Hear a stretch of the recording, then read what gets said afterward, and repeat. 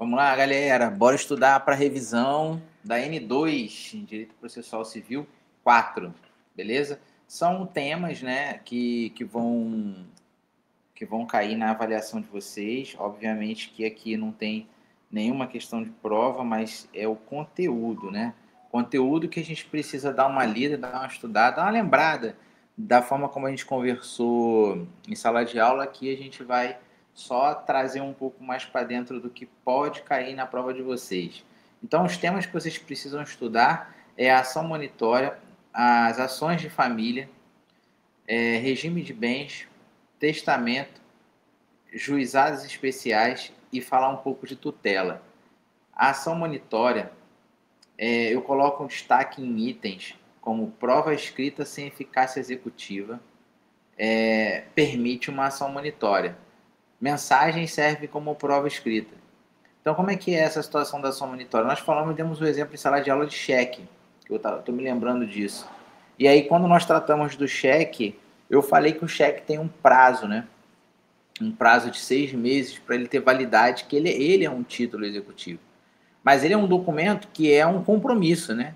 De pagamento, é uma responsabilidade, isso daí delimita aquela linha entre credor e devedor, é um documento que reconhece dívida, não tem testemunha. O cheque é uma ordem de pagamento, considerada uma ordem de pagamento à vista, mas ele é considerado um título.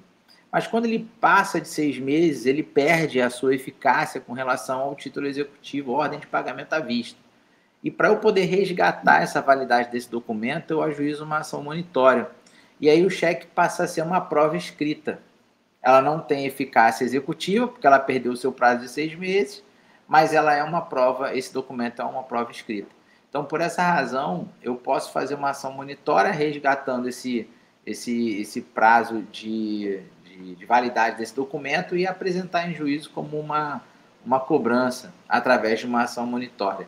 E aqui eu falo, mensagens servem como prova escrita. Sim, se eu tenho um negócio jurídico realizado pelo WhatsApp, por exemplo, as trocas de mensagens elas vão servir como comprovante de responsabilidade para pagamento, como reconhecimento do devedor, como reconhecimento do credor, tá? Então, provas escritas sem eficácia executiva, né, é ação monitória para cobrar. Então, nada se perde se tiver algum documento escrito sobre aquele assunto. E para defender a pessoa que está sendo cobrada de ação monitória, basta os embargos, né? Embargos monitórios. Esses embargos eles não geram efeito suspensivo automático. Então, é uma forma de defesa para quem é o devedor que está recebendo uma ação monitória e precisa se defender. Então, bora avançando aqui, ó. Ação de alimentos e guarda. Audiência de mediação. Princípio da autocomposição. Juiz pode incentivar nova audiência de mediação e a ausência do réu não gera revelia. Ok, como nós estamos estudando processo civil 4, que são processos especiais, procedimentos especiais, nós estamos falando de uma situação de ação de alimentos que a gente conversou em sala de aula, que ela tem um rito diferenciado. Nas ações de alimentos, designa-se uma audiência de conciliação de primeiro momento, lembrando que quando se pede alimentos, o juiz, na primeira decisão do processo, fixa alimentos provisórios, caso seja pedido pela genitora, né, responsável do menor, e já na audiência de conciliação já tem um saldo devedor se o genitor não pagar, tá? Então, aquela audiência de conciliação, que é o primeiro ato realizado de conversa, né, aquele momento de composição, se chama mediação. E é naquele momento existe a aplicação do princípio da autocomposição, que é justamente o acordo que há uma tentativa muito, muito firme de acordo pelo Poder Judiciário, né? Há uma demonstração dos riscos de um processo judicial, do tempo que o processo judicial leva para poder resolver a questão da criança. Então, há uma manifestação muito forte presente, não só das pessoas que representam, dos profissionais que representam as partes, como advogado, defensor, promotor, que está lá no interesse do menor, eles demonstram, eles apresentam uma possibilidade mais simples e rápida de resolução desse conflito. Então, o princípio da autocomposição, ele é presente, é totalmente presente na audiência de mediação da ação de alimentos.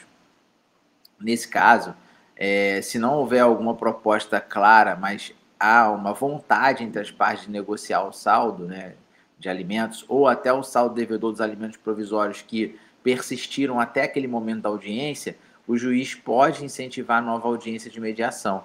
Então, pode haver uma remarcação dessa audiência, né, para uma nova data, para a tentativa de uma composição, ou então uma audiência de instrução e julgamento, onde antes de iniciar a instrução e julgamento, o juiz realiza essa tentativa de acordo. Eu coloco que a ausência do réu não gera revelia, porque não há de se falar em revelia se não tiver contestação nos autos, porque a revelia é justamente a ausência de contestação nos autos. Tá? Então pode-se marcar uma mediação, o autor não ir. Se for uma audiência de conciliação, ele tem que apresentar a contestação naquela audiência, caso não haja acordo. Então, cada situação é uma situação. Mas a ideia dessa apresentação é falar que nessas ações de alimentos e guarda sempre são designadas uma audiência de mediação e que lá se aplica o princípio da autocomposição. Alteração do regime de bens, né? Nós sabemos que casamento, quando não é manifestado se vai ser comunhão parcial de bens, comunhão total ou separação de bens, já vai presumindo que é um casamento de comunhão parcial de bens. Mas esse regime pode mudar ao longo do relacionamento? Pode, né? Tem uma previsão legal ali no CPC, que é o artigo 634, que fala que essa modificação de regime ou alteração de regime de bens do casamento pode ser feita através de ação de alteração de regime de bens de casamento ou a ação de modificação de regime de bens de casamento. Então, através de uma petição protocolada no Poder Judiciário, pode-se pleitear a mudança de um casamento com comunhão parcial de bens para casamento com comunhão total de bens ou universal de bens, ou a conversão, a alteração em separação total de bens. Isso vai depender da vontade do casal, tá? E não pode acontecer essa alteração de regime de bens através de cartório extrajudicial. Por quê? Porque no requerimento tem que haver a exposição dos motivos, tá? A demonstração de que essa mudança de regime de bens não vai gerar prejuízo para A ou para B, e o Ministério Público tem que intervir para poder tutelar a fiscalização e o interesse dessas partes diante dessa mudança de regime de bens.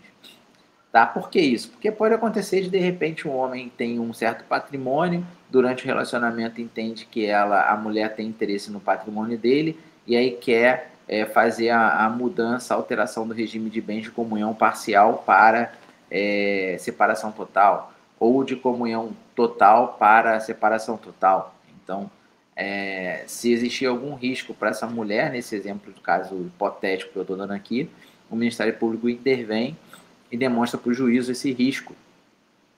Obviamente que essa alteração não será homologada em razão desse risco para uma das partes. Então, nós sabemos que tanto na relação de negócio jurídico de contrato de compra e venda, tem que haver boa-fé, inclusive no casamento.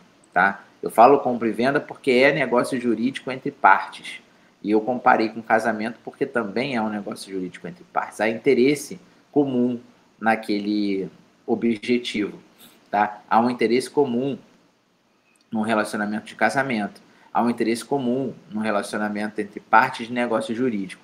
E esse relacionamento comum tem que ter interesse bilateral, tem que ter boa-fé, tem que ter equilíbrio e não pode haver prejuízo. Tem que ser ético.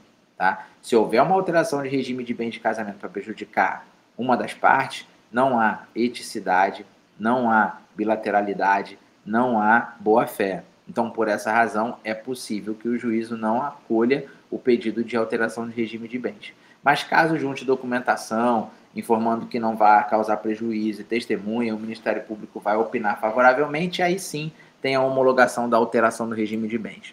Tá? Eu foquei bem nas questões de divórcio, nas questões de alimentos, porque isso é o nosso dia a dia. Eu acho que vale a pena a gente trocar essa ideia na avaliação aqui, vai gerar um conhecimento um tanto quanto diferenciado para vocês nesse período. Divórcio em cartório, permitido quando consensual e sem filhos. Então eu posso fazer divórcio em cartório. Antigamente não podia. E agora, com as normas e a mudança do Código Civil, mudança do Código de Processo Civil, há uma permissão maior ao cartório extrajudicial. Então, é permitido realizar em cartório um divórcio desde que seja consensual e que não haja filhos, tá? É obrigatória a presença de um advogado, porque esse advogado vai assinar essa escritura pública de divórcio e vai averbar a certidão de casamento. Ah, mas por que não com criança não pode? Porque o Ministério Público tem que intervir no interesse do menor. Ah, mas eu conheço uma pessoa que fez isso no cartório e o cartório registrou. Não, tudo bem, tranquilo. Com criança, você pode fazer um documento com a outra parte, registrar em cartório e reconhecer firma e gerar uma obrigação ali entre partes, tá? Ah, pode ter uma execução sobre isso? Tudo bem, porque é um documento particular, você vai ter força executiva se tiver 2 testemunhas. Mas o efeito jurídico não vai surtir de forma como deveria ser feito via judicial. Então, não é recomendado fazer divórcio consensual e um acordo de alimentos e reconhecer firme em cartório. Não é recomendado. Alguns cartórios não aceitam. Ah, mas em tal lugar o cartório aceitou. Tudo bem, mas a lei não prevê. Eu falo que pode acontecer porque eu já vi uma pessoa me apresentar um documento desse, um acordo extrajudicial de divórcio consensual com pensão alimentícia. Quando chegou a cliente aqui no escritório, eu falei, tá errado, vamos desfazer isso agora. Né? E o antigo advogado tinha feito uma ação judicial para poder homologar aquele acordo feito no cartório, um negócio que não tem sentido, mas o cartório reconheceu firma das assinaturas. Então, assim, lógico, o processo foi arquivado. Tá? O processo foi arquivado. Nós prosseguimos com uma nova ação e fizemos o divórcio litigioso. Durante o trâmite processual, nós conseguimos fazer um acordo e esse processo se transformou em consensual. Lembrando, todo divórcio feito em cartório tem que ser consensual. Se eu quiser fazer um divórcio consensual na justiça judicial, eu posso fazer, normal. Tranquilo, então? Tranquilo. Você vai encontrar situações nesse sentido com reconhecimento de firma em cartório. Mas para efeito de prova e para situação de efeito legal, não há de se fazer acordo de divórcio com alimentos no cartório extrajudicial, tá?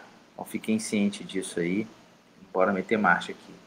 Interdição, tá? São assuntos que a gente precisa ler, tudo que eu estou falando aqui, ó, tá batendo aqui 13 minutos e 40 segundos, 41, 42. É uma revisão bem rápida, a gente já conversou em sala de aula sobre esse assunto da interdição, então acho que vale a pena vocês lerem o artigo 755, parágrafo 1º do CPC para a prova. O juiz deve ouvir o interditado, o contraditório e a dignidade da pessoa humana. Então, na questão de ação de interdição, há uma necessidade muito grande do Poder Judiciário em entender o que está acontecendo ali. Eu tenho agora uma ação recente de uma senhora que ela é lúcida durante o dia e à noite ela esquece de algumas situações e não consegue lembrar do passado, não fala coisa com coisa, então ela está com algum problema mental ali e o filho dela quer fazer uma interdição e nós fizemos essa ação de interdição. Em determinadas situações, você pode conseguir, através da interdição, pedir uma tutela de urgência. Então você nomeia um curador, pede a tutela de urgência para que esse curador cuide do patrimônio dessa pessoa até o julgamento do mérito da ação.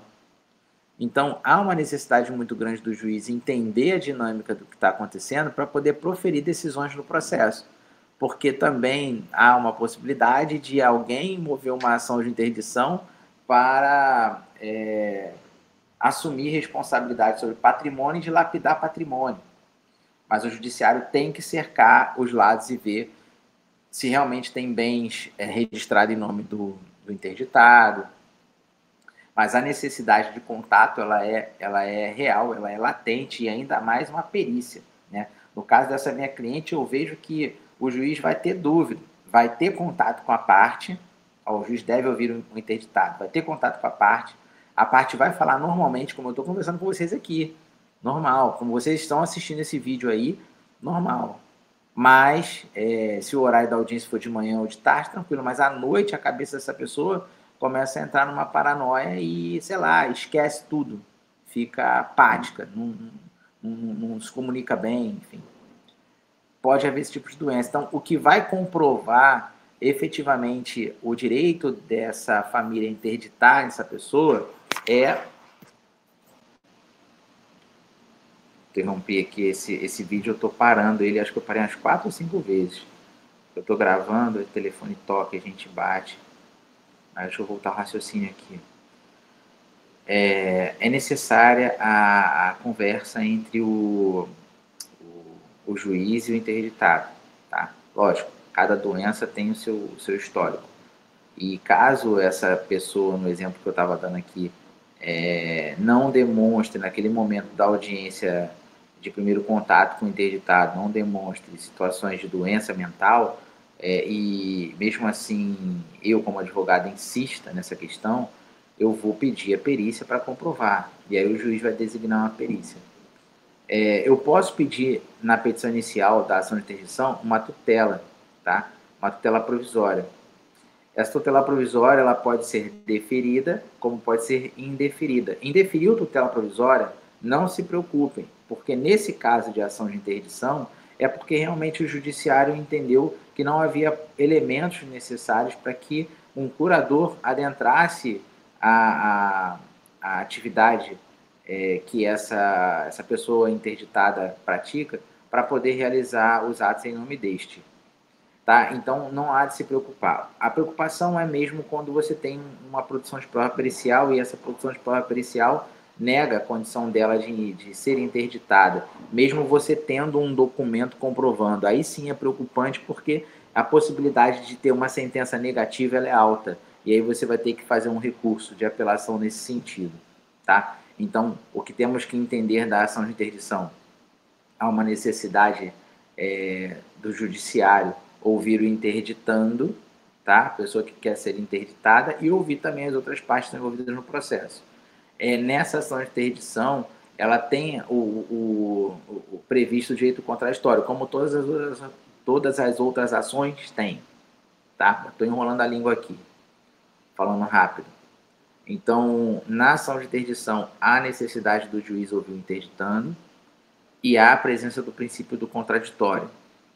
Tá? Por quê? Porque os outros filhos dessa mulher, ou então o marido dessa mulher, dependendo do caso concreto, pode não concordar com a interdição.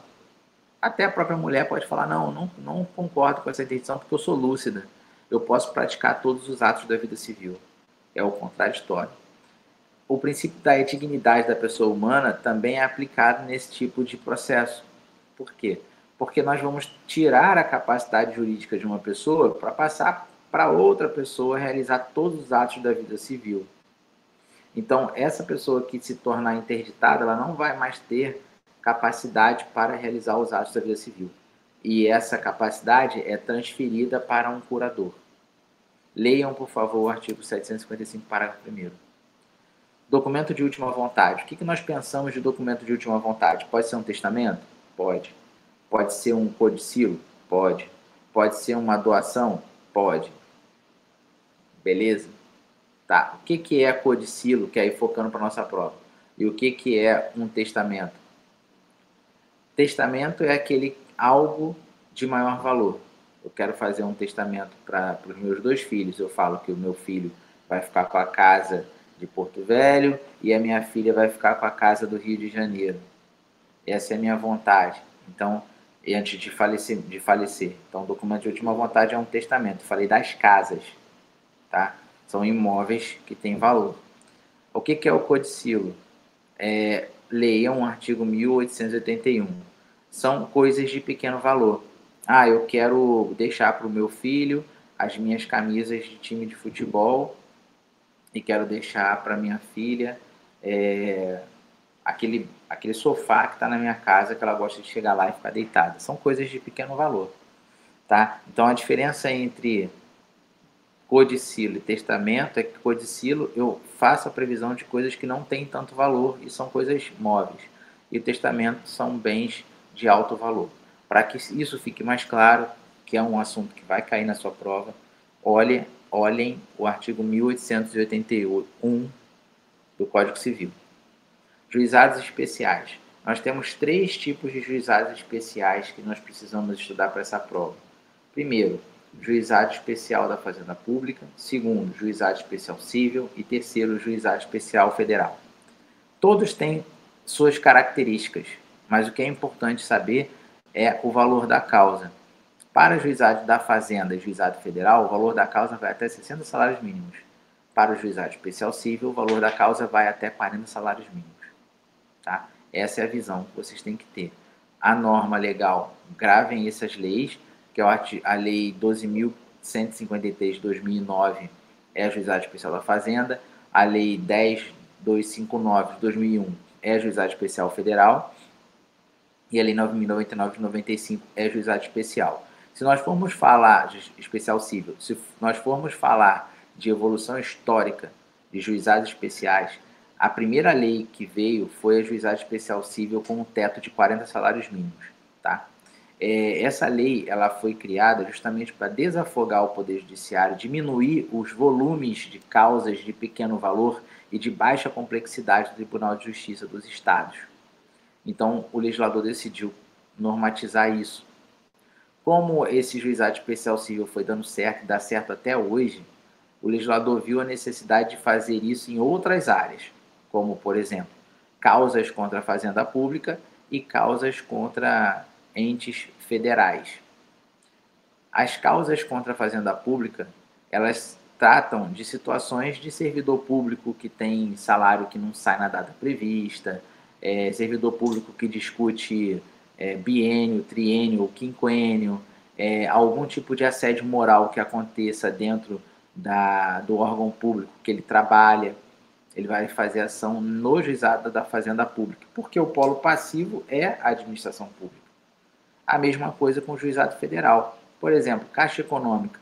Quem aqui nunca teve um problema com a Caixa Econômica ou conhece alguém que tenha e vai resolver com ação judicial? Juizado especial federal, se for causa do menor valor.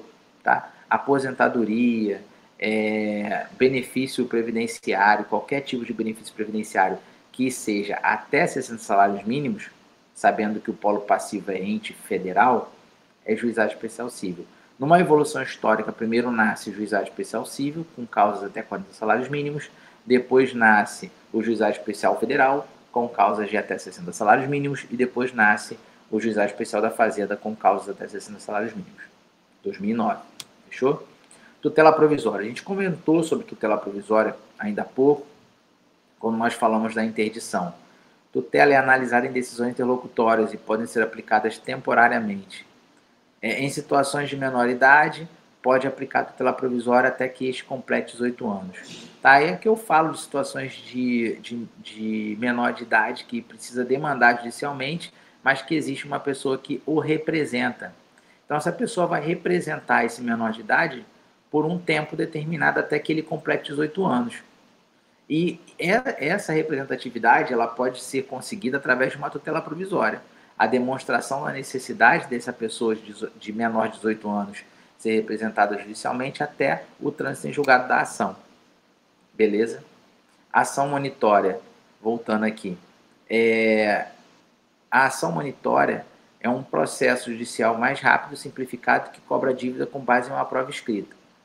É usada pelo credor quando ele tem uma prova de dívida, como cheque, nós já comentamos sobre isso, confissão de dívida em nota fiscal, e que não é um documento formalmente executável por si só. Então, só o cheque, depois de 7 meses, ele não é executável por si só. Eu preciso da ação monitória para trazer uma força naquele documento. O objetivo é transformar essa prova escrita em um título executivo judicial. A ação monitória ela é usada na ausência de um título executivo. Eu não tenho um contrato, mas eu tenho um cheque, tá? Por prescrito de 6 meses. Eu vou fazer ação monitória para cobrar essa dívida. O título executivo extrajudicial é o próprio documento que confere a força para iniciar a execução direta. A monitória tem como objetivo criar um título executivo judicial e, sem embargos, forma-se título executivo judicial. Quando o devedor recebe a intimação para poder responder na ação monitória, ele vai entrar com embargos monitórios. Então, esses embargos monitórios vai demonstrar ao juízo que o devedor já pagou ou que aquele título não é válido. Tá? Lembrando que esses embargos monitórios não vão suspender a ação monitória. Mandado monitório, ordem de pagar, título, força executiva. Então, quando o réu, o requerido, recebe um mandado, ele já recebe uma ordem de pagamento. Tá? É lógico que ele vai ter que apresentar embargos monitórios, mas aquele mandado já é uma ordem para ele pagar. E aí, se ele não fizer apresentar os embargos, aquele mandado se torna como força executiva. Para fechar, galerinha, já acabando, já passei aqui, inteligência artificial falando, jurisdição. Jurisdição é o poder-dever do Estado em aplicar norma para resolver conflitos e garantir a justiça. Ela é exercida pelo Poder Judiciário, que analisa casos concretos. Por que eu estou falando de jurisdição? Pô, mas isso aí é matéria lá de processo civil 1, você vai falar de jurisdição agora? Sim, porque eu preciso entender o que é jurisdição contenciosa e jurisdição voluntária. Se eu entendo o que é jurisdição contenciosa e se eu entendo o que é jurisdição voluntária, eu vou saber que tipo de ação eu vou mover. Principalmente falando de procedimentos especiais. Tá? Eu não tenho como fazer uma ação de alimentos por jurisdição voluntária através de ação extrajudicial no cartório. Não cabe. Tá? Não cabe. Eu preciso de uma via judicial, porque isso se trata de jurisdição contenciosa e a competência para poder eu ajuizar essa ação de alimentos é no Poder Judiciário, na vara de família. Então, esse Poder Judiciário vai aplicar a jurisdição, onde a vara de família vai ter a competência de processar e julgar esse conflito. E aí, obrigatoriamente, numa ação de alimentos, eu vou ter uma decisão obrigatória que vai ter força executiva e vai ser uma decisão que vai declarar direitos e, dependendo da situação, vai ser condenatória. Então, a jurisdição é o poder-dever do Estado em aplicar a norma legal. Ela pode se subdividir em contenciosa e voluntária. Ela é contenciosa quando há conflito e tem que ter uma decisão obrigatória. E ela é voluntária quando a administração tem interesses privados. Tá? Exemplo, alvará judicial, alteração de regime de bens. Caminhando para o final, já é até o final. Ó. Fechamos aqui no 14. Acabou. Então, galerinha, é isso aí. Não tem mais não. Fechamos com forma de jurisdição. As questões discursivas que tem na prova, eu preciso que vocês fundamentem. Obviamente que vocês não vão decorar artigo nem lembrar de lei, mas que vocês fundamentem comparando com alguma outra coisa. Né? Se tem alguma questão de jurisdição, vocês vão explicar o conceito de jurisdição, vai pegar um caso, vai imaginar um caso, vai falar, olha, como eu expliquei aqui, ações de vara de família, não se trata de jurisdição voluntária, é jurisdição contenciosa. Não se cabe o ajuizamento de uma ação, por exemplo, extrajudicial num cartório, e sim é obrigatório fazer um ajuizamento de ação no Poder Judiciário, onde se vai exigir força executiva. Tá? Tirei até o filtro aqui. Estava me incomodando já. Então, vai exigir força executiva ali. E aí, como é ação de alimentos e guarda, precisa do Ministério Público, porque o Ministério Público vai tutelar os direitos da criança. Então, tem que ser jurisdição contenciosa, ação de alimentos. Beleza? Então, assim, eu vou depender de uma decisão. E aí se explica, olha, por exemplo, numa ação de alimentos, Não cabe ação de alimentos com menor no cartório de ofício. Por quê? Porque tem menor de idade e o interesse do Ministério Público de fiscalizar a norma legal. Não há previsão legal de se fazer uma ação de alimentos no cartório de ofício. Fechou? Então, partiu, deu 30 minutos aí. Espero ter clareado mais aí as matérias, a matéria de Processual Civil 4, com essa revisão, direcionando para a prova, tá? Eu não quero que vocês estudem coisas que não vão cair na prova. Os assuntos são esses aí, certo? Então a gente vai se falando. Depois que vocês assistirem esse vídeo, por favor, me mandem mensagem para poder falar se entenderam, se não entenderam, se precisa melhorar em alguma coisa aqui. Qualquer dúvida a gente tira pelo WhatsApp. Essa última aula que nós tivemos, nós encerramos conteúdo. Na próxima semana iniciam as provas, então provavelmente só no próximo semestre a gente se encontra por aqui. Beleza? Grande abraço a todos. Para quem não me conhece, acompanhou esse vídeo, se inscreva no canal e, como eu sempre falo na sala de aula, ativa o sininho, arrasta para cima e compartilha. Beleza? Boa prova a todos e foi muito bom estar com vocês esse semestre. Uma turma sensacional que a gente já se envolve já há mais de 2 anos, né? 1 ano e meio. Estamos juntos desde Civil 2. Mas vai dar tudo certo, tá? Acreditem no potencial de vocês, acreditem, tenham sonhos e planejem os sonhos. Não adianta ter sonho e não planejar, né? Planejem seus sonhos para poder conseguir atingir com maior segurança. Tá? Vai demorar, mas vai acontecer. Isso faz parte do processo. Isso tudo é um processo. O que nós vivemos é um processo. Valeu? Boa prova a todos aí. Até a próxima.